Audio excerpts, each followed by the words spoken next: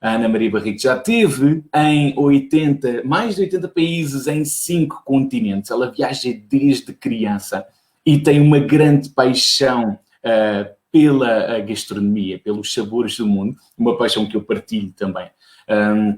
E a Ana também tem partilhado e tem vivenciado alguns sonhos de criança pelos países todos que tem visitado. Ana, bem-vinda ao Café da Manhã Viagem. Muito bom dia. Espero que esteja bem.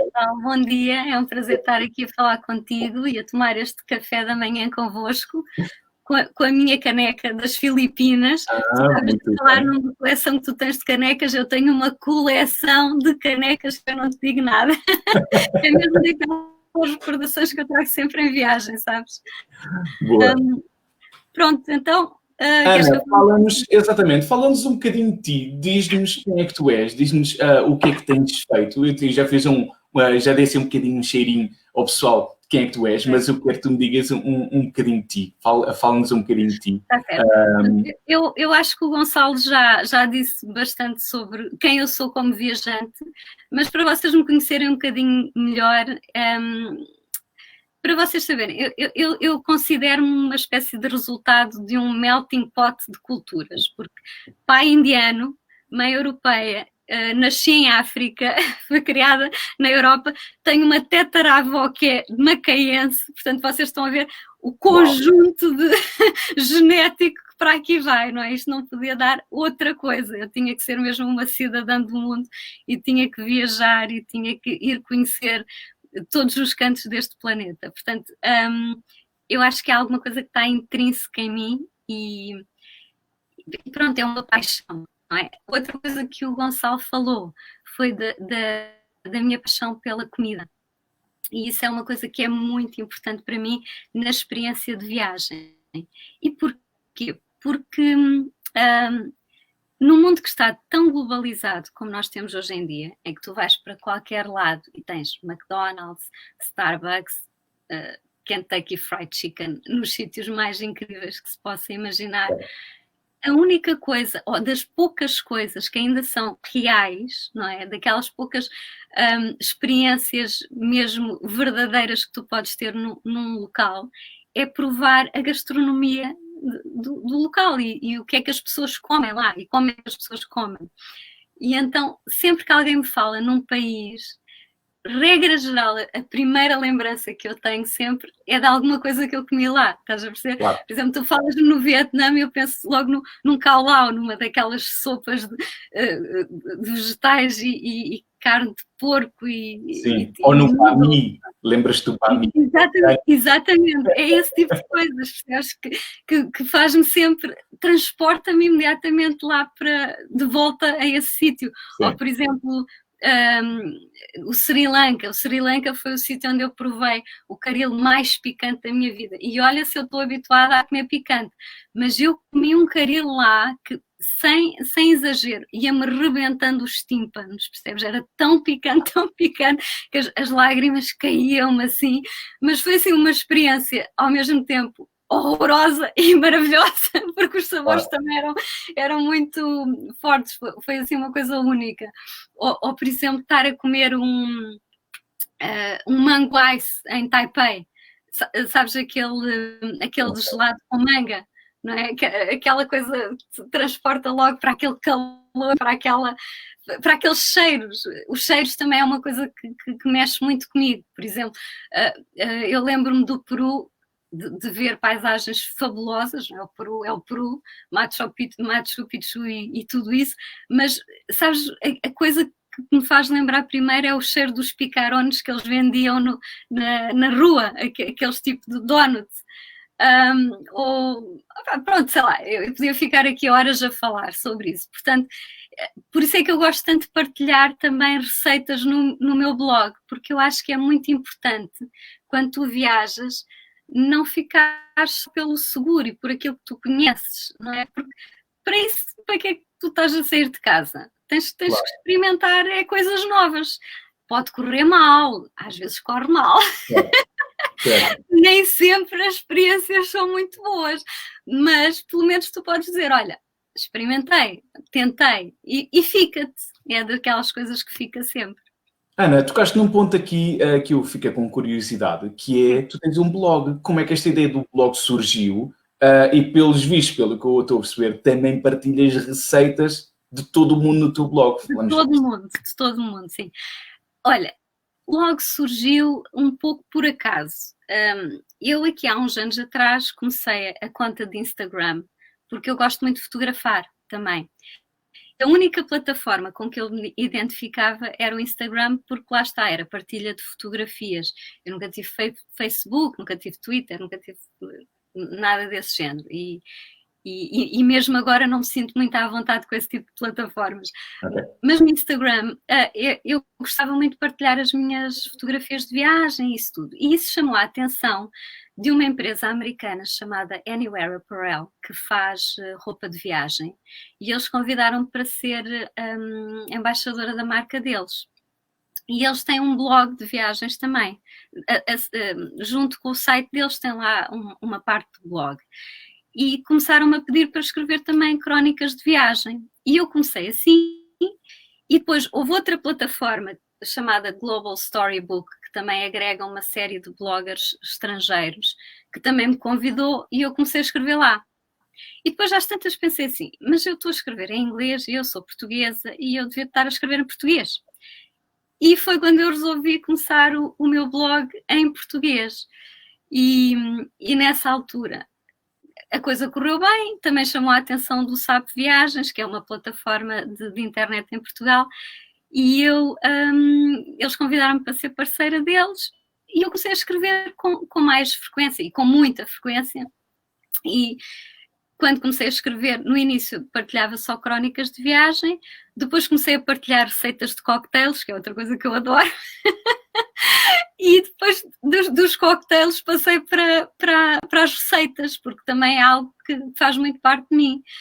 E então, geralmente, eu partilho uma crónica de viagem e logo a seguir vem uma receita desse local onde eu estive, estás a perceber? É mais ou menos assim que funciona. Eu não sei quando a vocês, mas eu estou super curioso. Aliás, eu tenho que almoçar, só por acaso. Aí vou logo a seguir ao blog da Ana, ver alguma receita, até porque eu tenho aqui bok choy. Não sei se por acaso tens alguma receita com bok choy, mas eu vou procurar. Já não me recordo, já são muitas que eu partilhei. Ana, a Ana tem uma paixão que eu também tenho, que é, nós os dois consideramos que a gastronomia é dos maiores cartões de visita que um país pode ter. Mas também sei que tu viajas desde muito pequena, certo? Viajas desde que 1 ano de idade. Sim. E que quando eras miúda tinhas alguns sonhos e que na altura, se calhar, não os realizaste mais tarde. Eu sei que há alguns, mas muito poucos, até porque falámos um bocadinho antes do café da manhã em viagem, mas eu disse logo, eu não quero saber muito, eu quero que me fales para toda a gente do que é isto de realizar alguns sonhos de miúda e o que é que tu já fizeste e o que é que podes partilhar connosco, até para inspirar o pessoal depois desta nuvem toda passar, se calhar a realizar algumas dessas aventuras pelo mundo. É verdade, a gente o que precisa mais agora é de sonhos. Olha, é assim, eu realmente viajo desde muito pequena. A primeira vez que eu andei de avião devia ter pouco mais de 1 ano, foi quando eu vim de Angola para Portugal com os meus pais. Era muito nova para me lembrar, como é evidente, mas a minha mãe sempre dizia que eu vim super sossegadinha, quando olhava para a janela do avião até sorria, portanto, eu já nessa altura gostava de viajar, é o mais certo. Durante a infância, viajei um pouco com os meus pais, mas depois, a sério, e em série, como eu costumo dizer, só comecei a viajar depois de terminar o curso superior, também quando comecei a ganhar o meu próprio dinheiro. Mas o vício da viagem já estava lá. Eu sou filha única e nessa altura os meus pais eram um bocadinho rígidos e não achavam muita piada a eu viajar sozinha ou viajar com amigos, e então eu era um bocado mentirosa para poder fugir. Cheguei a dizer aos meus pais que ia passar só uns dias ao Alentejo. Eu vou só ali, é uma semana, vou ali ao Alentejo, volto e ia embarcar para Nova Iorque. Só isso. Isto numa época em que ainda não haviam telemóveis, não havia nada disso, ainda se usava aqueles cartões da Telecom, cheios de nem sei se é da tua idade isso. Já não é, pá, não.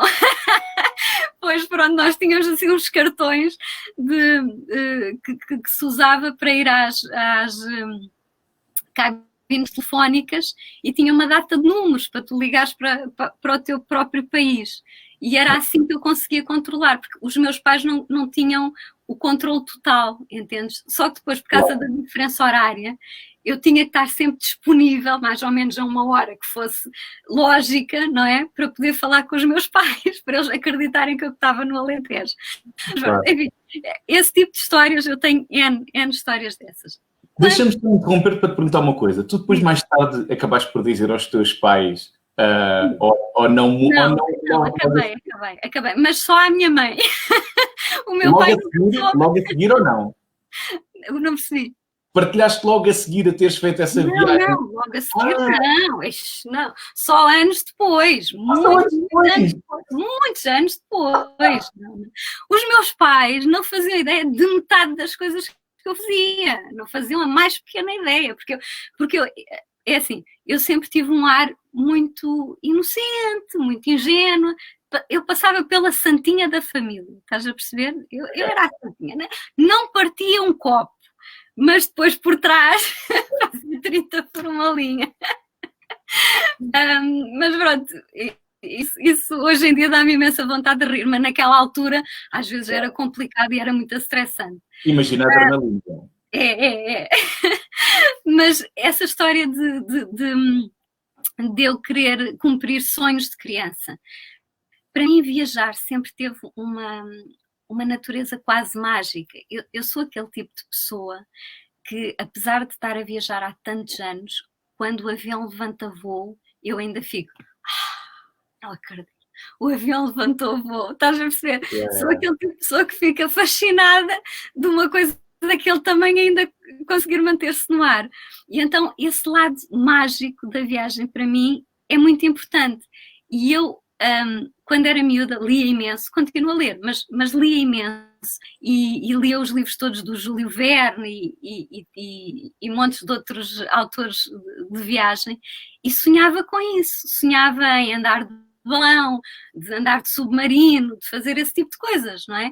E consegui realizar a maior parte dos sonhos que eu tive. Por exemplo, um dos momentos mais bonitos que eu tenho de viagem foi ter andado de balão sobre a savana africana ao nascer do sol, que é uma coisa que eu não tenho palavras, percebes?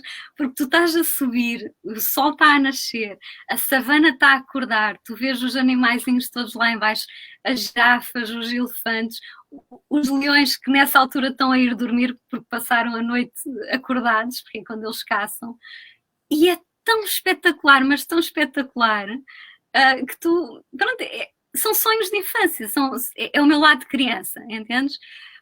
Foi por essa razão que eu também resolvi passar uma noite no Hotel do Gelo, porque pensei, o Hotel do Gelo, não é? Assim, uma coisa única. É o Hotel do Gelo?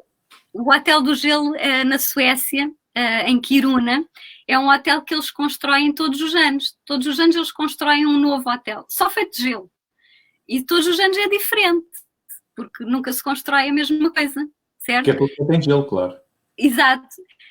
Se tu quiseres, eu depois até partilho fotografias aqui na conversa claro para vocês. Claro que sim. O pessoal, é certeza que o pessoal também... Porque é uma coisa realmente espetacular, porque eles até todos os anos eles convidam escultores diferentes que criam verdadeiras obras de arte. Cada quarto é único e cada quarto é feito por um autor diferente, por um escultor diferente.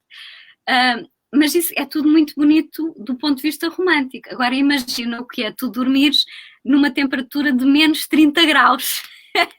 Acaba por ser um bocadito puxado, não é? Apesar de eles dão-nos sacos de cama e dão-nos mantas de caribu e tu ficas protegida. Dentro do hotel a temperatura é sempre um bocado mais elevada do que está cá fora. Agora, qual é que é o problema? O problema é se tu tiveres que ir à casa de banho. Porque eles no Hotel do Gelo não têm casas de banho. E tu, se precisares de, à noite, ir à casa de banho, tens que sair de lá, ao menos 40 graus. Agora perdi um bocadinho. Estás-me a ouvir? Sim, eu ouvi que tu tens que sair do hotel do gelo e... Tens que sair a correr, porque lá fora ainda está menos a temperatura, estão menos 40 graus negativos, e tens que ir a correr para aí 400 metros até um sítio de apoio que eles têm, que sim tem casas de banho.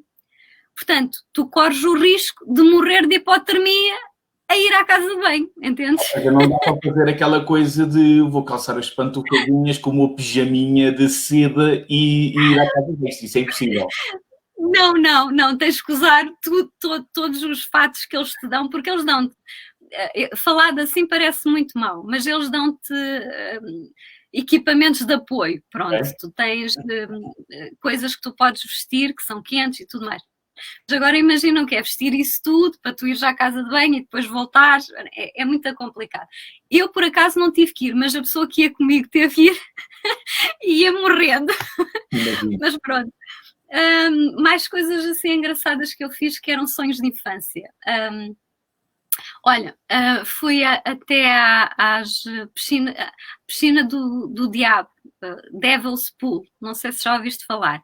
Fica em Victoria Falls, entre a Zâmbia e o Zimbábue. Okay. Victoria Falls, que são as grandes quedas de água. Aquela... Exatamente, tu ficas ali pendurado, exatamente. Tu foste lá. Eu fui, mas olha, foi a pior decisão da minha vida, podia ter corrido muito mal, mas mesmo muito mal. Mas não foi por causa da piscina em si, porque a piscina em si até é bastante segura, porque aquilo é uma reentrância na rocha que te segura e não te deixa cair. Portanto, sim, tu não corres realmente perigo ali. Mas qual é que é o problema? O problema é chegar lá, porque... a ideia é que tu deves ir lá quando o nível das águas está o mais baixo possível, que é aí por volta de outubro. Só que nós fomos em janeiro e o nível das águas já era considerável. Só que eu tinha esse sonho há muito tempo, há muitos anos. E falando com os guias, eles disseram-nos que é seguro. E que até pessoas que não sabiam nadar e não sei o quê, conseguiam fazer aquilo, porque eles tinham cordas de apoio e tu podias ir encostado à rocha, porque assim, há uma parte que tu vais de barco e depois há uma pequena parte, é um pequeno percurso que tu tens que ir a nado. Mas como eles estavam a dizer que o nível da água não estava assim tão alto e que tu tinhas as cordas de apoio, que podias ir pela beirinha e que não era tão mau, eu resolvi arriscar. Qual é o problema? São dois. Primeiro, que eu não sou uma forte nadadora. Okay. Segundo, porque eu sou uma meia-leca, sou muito baixinha, tenho 1,54 m e, portanto, perder o pé é muito fácil para mim. E fico um bocadinho aflita quando sinto que estou em dificuldades, porque, como te disse, não sou uma grande nadadora. E então, chegar até lá, o problema nem era o nível da água, era a corrente. Porque havia uma corrente. Olha, eu pensei, mas para que é que eu me meti nisto? Que eu vou morrer aqui, eu já não saio daqui viva. Se não fosse o meu namorado e o guia a conseguirem levar-me, eu tinha-me ficado lá. Foi a pior decisão que eu tomei na minha vida e não aconselho a ninguém que não seja um forte nadador a fazer isto. Mas pronto, olha, sobrevivi, tenho uma história para contar e estou aqui. Mas é daquelas decisões que tu tomas que às vezes são parvas, pronto. Enfim. Ana, sabes uma coisa, mas eu acho que se não fosse assim, tu hoje não estavas com esse sorriso e com esse brilho nos olhos a contar a experiência. Não, porque depois de contar, eu acho isto tudo incrível, percebes? Eu nem acredito, mas naquela hora, ui, Jesus, meu Deus, não é? É terrível. Claro. Mas epá, já me aconteceram coisas. Eu já morri em viagem 10 vezes, estás a perceber? Por exemplo, uma vez na Patagónia chilena,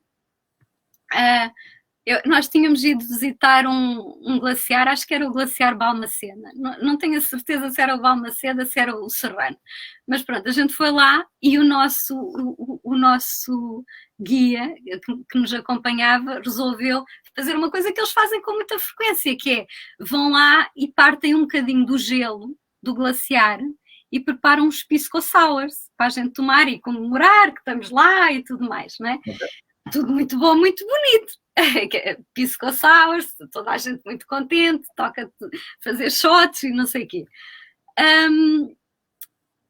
Passou-se a tarde, isto foi de manhã, passou-se a tarde, tudo muito bem, continuamos a visitar lá a região. Chega à noite, meu amigo, eu julgava que morria. O tal do gelo devia de ter para lá uma bactéria milenar que me atacou o organismo, que aquilo foi uma coisa... para já, culpa minha, não é? Tu sabes que em certas localidades, em certas zonas, tu nunca deves beber bebida com gelo. Tu sempre, qualquer pessoa que tenha um mínimo de senso sabe que em certas zonas do planeta tens que ter cuidado e não podes beber água local ou bebidas com gelo. Eu, não contente com isso, ainda fui beber gelo milenar, não é? Que devia ter para lá bactérias que faz Deus, sabe Deus. Olha, passei 2 dias a chamar pelo Gregório, literalmente. Olha, foi... não quero aqui, porque as pessoas estão aqui não quero entrar em grandes pormenores, mas foi assim dramático, ainda por cima, numa zona que não havia quase nada, que eu pensei, vim para aqui para morrer, vim para o fim do mundo para morrer, nunca mais ninguém vai saber nada de mim. Olha, eu adoro essas histórias porque eu acho que é isto que traz vida, não é? A cada viagem. Eu vou dizer uma coisa: se for tudo perfeito, perde. Não, é isso. Eu tenho uma amiga minha que diz assim: é o sal da vida, não é? É o sal da vida. Exatamente. Não passar por estas coisas também não tem piada. Completamente. Pessoal, se vocês tiverem alguma questão, já sabem, se existe alguém novo aqui no Café da Manhã em Viagem, coloquem as vossas questões, elas serão colocadas aqui em pop-up e a Ana terá todo o gosto em responder. A Ana, como vocês já devem ter ouvido, ela já fez montes de viagens em mais de 80 países, portanto, qualquer questão, por favor, não hesitem em colocar. Ana, eu iria passar aqui, e não tentando sair muito dentro do tema das viagens, mas eu sei que o teu nome também está muito associado à parte do minimalismo. Eu quero tentar perceber de que forma é que tu viajas, como é que tu viajas. E eu também, é uma das minhas lutas, digamos assim, no grupo dos viajantes minimalistas, até porque é um grupo que tem maioritariamente senhoras, e sei que muitas das vezes, quando eu partilho alguma informação relativamente ao minimalismo, a malta diz sempre: pois, para ti é muito fácil, mas tu és homem. Exatamente. Não. Minhas caras senhoras, isso é tudo mentira, tudo mentira. Eu passo a explicar. Eu, quando tive que escolher o nome para o meu blog, eu escrevi Travel Light. Porquê? Porque eu sempre viajei leve e eu sempre fui conhecida por isso. Tanto que quase todos os meus amigos e amigas ficam sempre incríveis, mas como é que tu tiras tanta coisa dessa mala? Porque eu tenho uma mala assim mais pequeníssima. Agora, porquê é que eu cheguei a isso? Vamos lá ver. Eu nunca fui de viajar com grandes malas, sempre viajei com uma mala razoável. Mas no início das minhas viagens, eu mandava sempre as malas para o porão. Viajava sempre com mala de porão. Acontece que eu sou uma pessoa extremamente ansiosa e estressadinha. Sou muito estressadinha dos canaviais. E uma das coisas que me dava mais nervos era quando nós aterrávamos e depois eu ter que ficar à espera, ao pé dos cinturões, que as malas viessem. E as malas nunca mais vinham. Aquilo dava-me cabo dos nervos. Pronto, é uma coisa minha. Eu não gostava daquela espera. Então decidi passar a viajar só com bagagem de mão.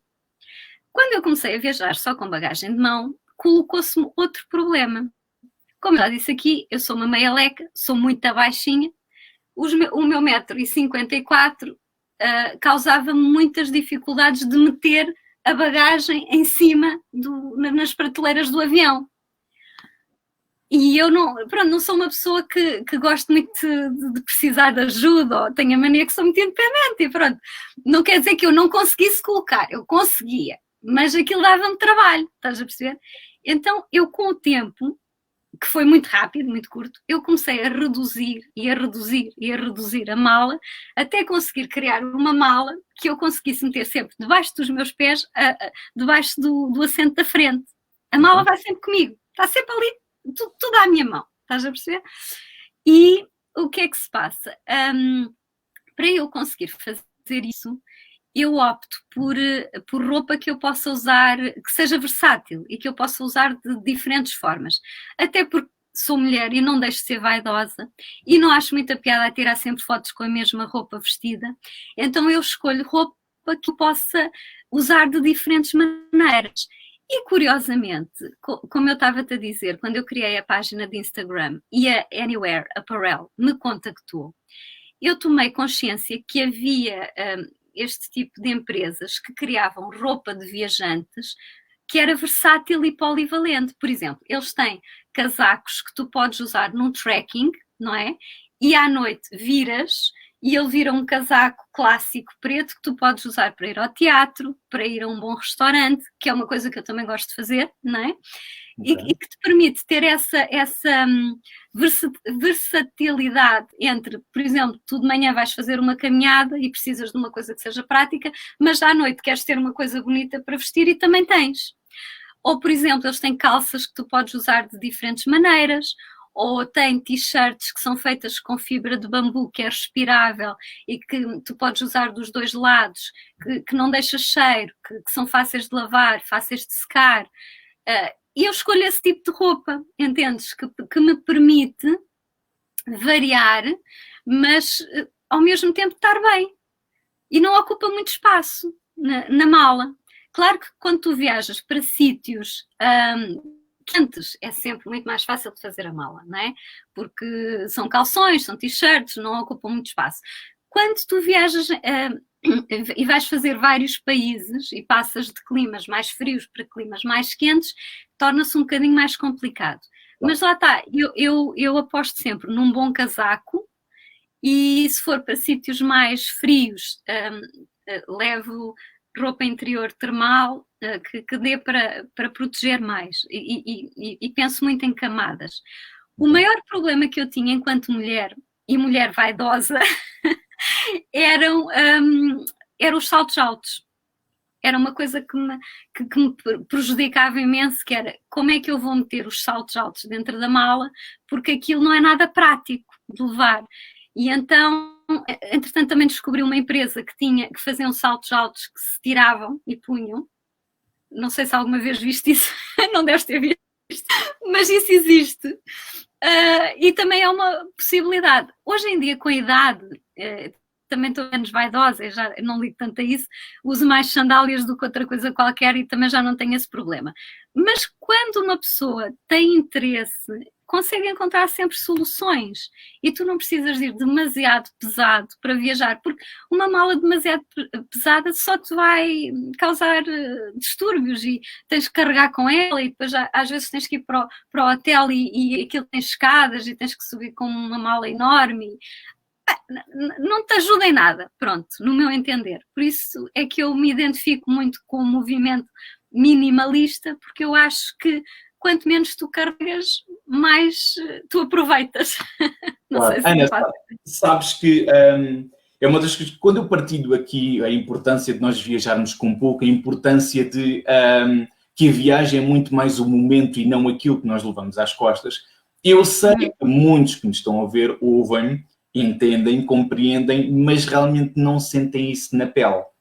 A diferença grande aqui é quando a pessoa depois está em viagem, por exemplo, na Tailândia, e está na fila para apanhar o barco, e estão tipo 30 e tal graus, super úmido, e tu tens a tua mochila às costas e tens as costas todas suadas, mais o peso enormíssimo que tu tens, aí tu começas-te a lembrar que realmente faz sentido levarmos pouca coisa. Exatamente.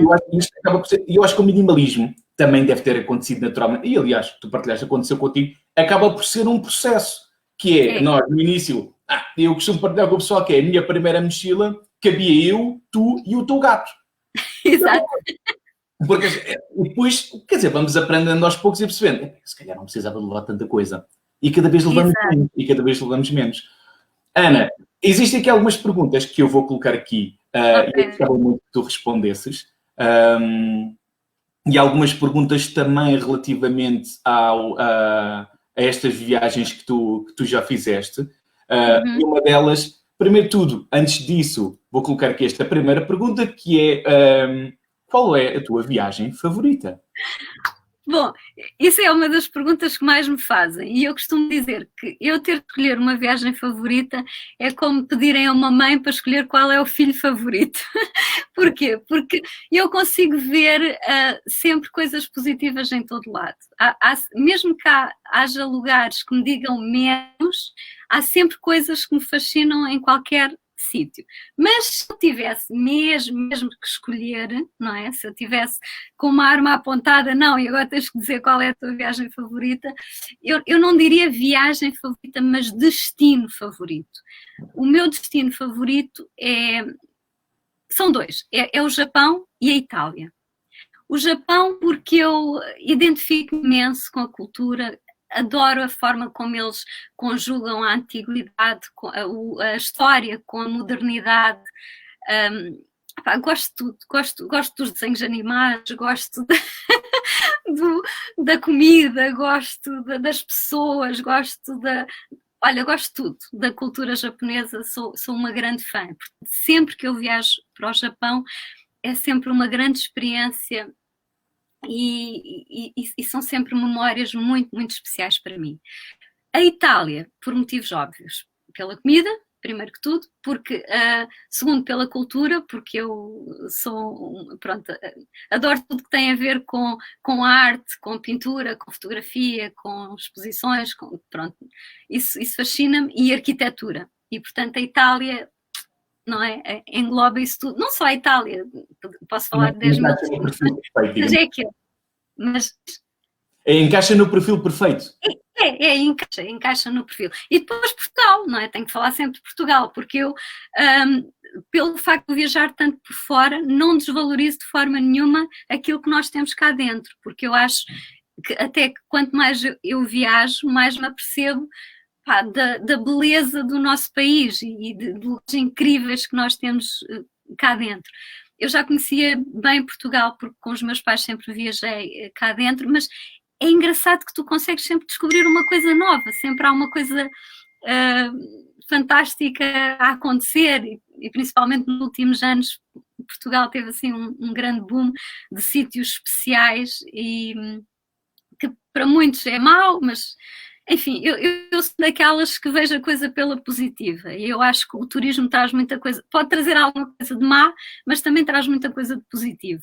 E eu sinto essa diferença em Portugal sempre que viajo há tanto tempo e vejo as diferenças. E vejo a valorização que as pessoas fazem agora do próprio país, coisa que há uns anos atrás não existia. E agora já há mais essa consciência. Temos aqui mais algumas perguntas, vamos responder aqui a mais duas ou três. Uma delas, a Vera, que já fez parte do Café da Manhã em Viagem, perguntou: Ana, essa noite num hotel no Gil ficou por quanto, mais ou menos? Acredito que haja curiosidade por parte de algumas pessoas depois desta história que tu contaste. Olha, essa noite no Hotel do Gelo, eu fui numa época, logo no início da season, que não é tão caro, mas eu não quero enganar, porque já faz um tempo, mas eu penso que ficou à volta de 200 euros. Foi qualquer coisa assim. Foi qualquer coisa assim. E acaba por não ser... mais barato, mas... Sim, eu estava à espera de um preço até mais exorbitante, porque estamos a falar de um hotel que é construído tudo e sempre diferente, portanto... Sim. Mas tu, quando viajas... Tu tens que ter sempre em atenção as épocas altas e baixas. Por exemplo, se tu quiseres ir ver a aurora boreal, certo? Há alturas que os preços são elevadíssimos, porque está tudo esgotado. Mas se tu fores logo, tipo, na primeira, segunda semana em que tens fortes chances de já conseguir ver as Northern Lights, não é? Ou se for no finalzinho e marcares com muita antecedência, consegues preços muito, muito simpáticos. Por exemplo, eu este ano até estava a ver, queria lá voltar, e estava a conseguir ficar por 110 euros ou uma coisa assim. Ok. Era interessante.